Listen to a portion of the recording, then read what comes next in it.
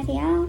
제가 지난 시간에 46kg에서 44kg로 가는 그 마름 다이어트를 하는 과정, 또 그 44kg를 유지하기 위해서 점점 더 극단적인 다이어트를 했고, 그래서 마지막으로 찾은 방법이 스위치온이다 라고 이야기 드리고, 오늘 스위치온 이야기를 마저 들려드리기로 했었는데요.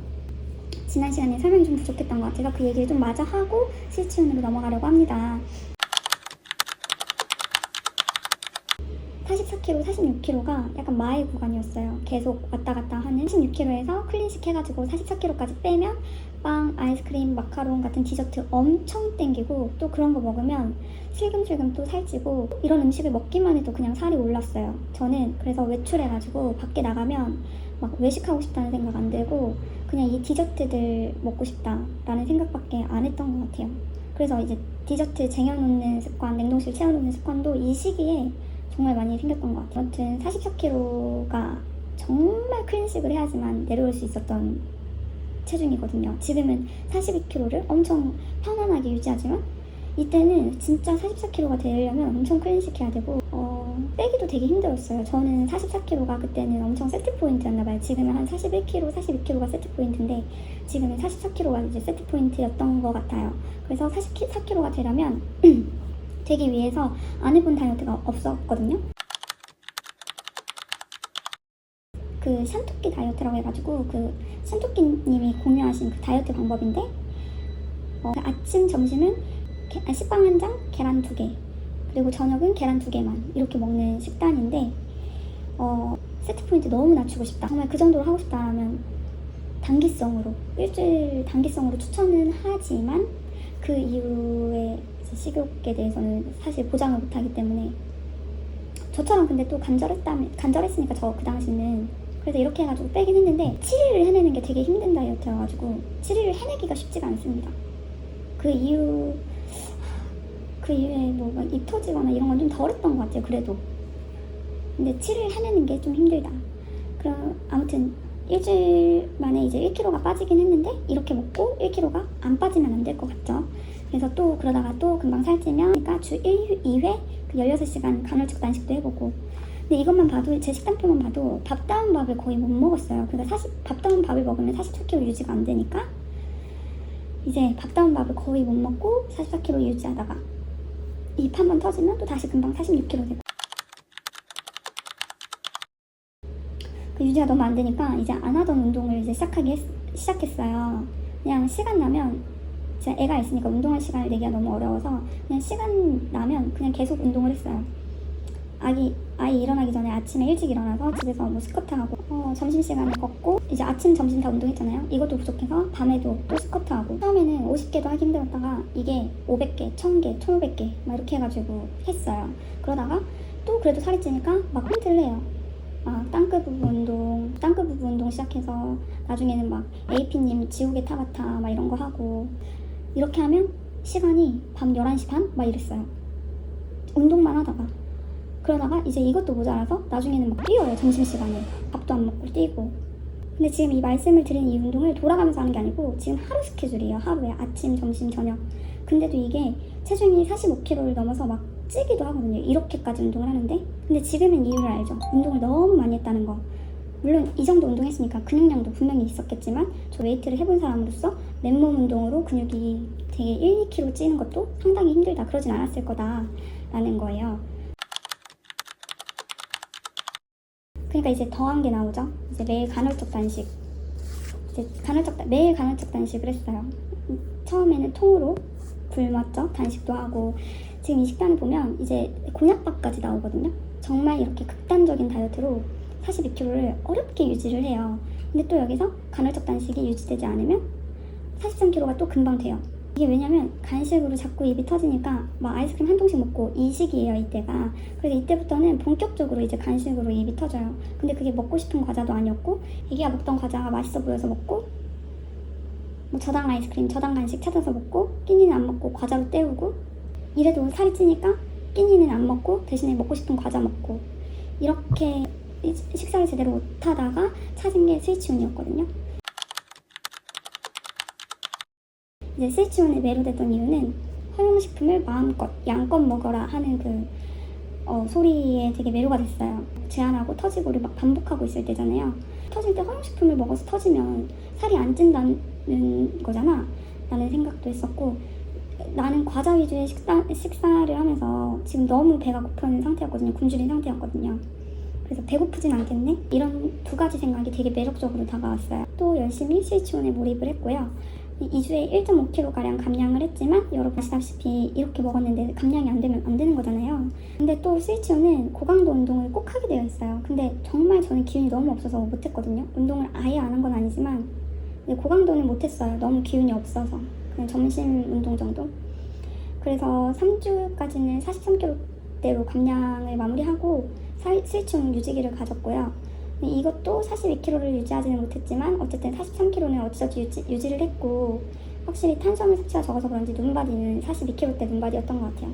근데 사실 눈바디도 오래 가지 못하는 게 먹는 양이 너무 많아지니까 이게 배 여기 윗배가 되게 많이 나왔던 것 같아요. 그냥 튼튼해진다는 느낌이, 그 표현이 딱인 것 같아요. 막 제가 원하는 여리여리하고 늘씬한 몸은 아니었어요. 이렇게 해서 스위치온 유지기들도 지켜가면서 주 1회 24시간 단식을 하고, 24시간을 못 채우면 20시간 단식을 일주일에 2번 하고, 매일 14시간 공복은 꼭 유지를 하고, 운동을 주 4회 이상 하고, 당류 많은 음식을 주 1회 먹고, 빵, 밀가루, 삼겹살 같은 음식은 주 1회에 먹는 유지 규칙을 지켜가면서 유지를 했습니다. 처음에는 허용식품을 마음껏 먹을 수 있다는 것에 매력을 느껴서 시작을 했지만, 지금 보면 당류 많은 음식을 주 1회 먹으라는 조건이 있어요. 내가 화요일에 초콜릿을 먹었는데 금요일에 친구들이랑 아이스크림 먹으러 가지. 그럼 이건 주 2회니까 안 되는 거잖아요. 혹은 당류 많은 음식 1회를 먹어도 된다 해서 망고 케이크를 먹었는데 그럼 이건 빵도 주 1회 먹은 거라고 쳐야 되나? 이럴 때는 어떻게 해야 되지? 하면서 하나하나 먹는 모든 것에 계산을 하게 된 것 같아요. 그리고 또 요거트는 배고플 때 마음껏 먹어도 된다고 하니까 진짜 많이 먹었어요. 큰 통 하나 다 먹을 게였고, 대체당수는 저당 요거트 집 찾아가지고 막 요거트 엄청 먹고 하루에 1통, 2통씩 먹고. 근데 여기에는 제가 생각하지 못했던 오류가 있었는데, 그 박용우 교수님의 인터뷰를 봤는데 그게 요거트는 많이 못 먹는 음식이라는 거예요. 시큼하고 그래가지고. 그래서 많이 먹으라고 하신 거래요. 결국엔 출제자의 의도는 적당히 먹게 되는 음식이니까 마음껏 먹어도 된다라고 했던 건데, 저는 그 의도랑 다르게 적당히 먹어지지 않아서 마음껏 먹고 있었던 거죠.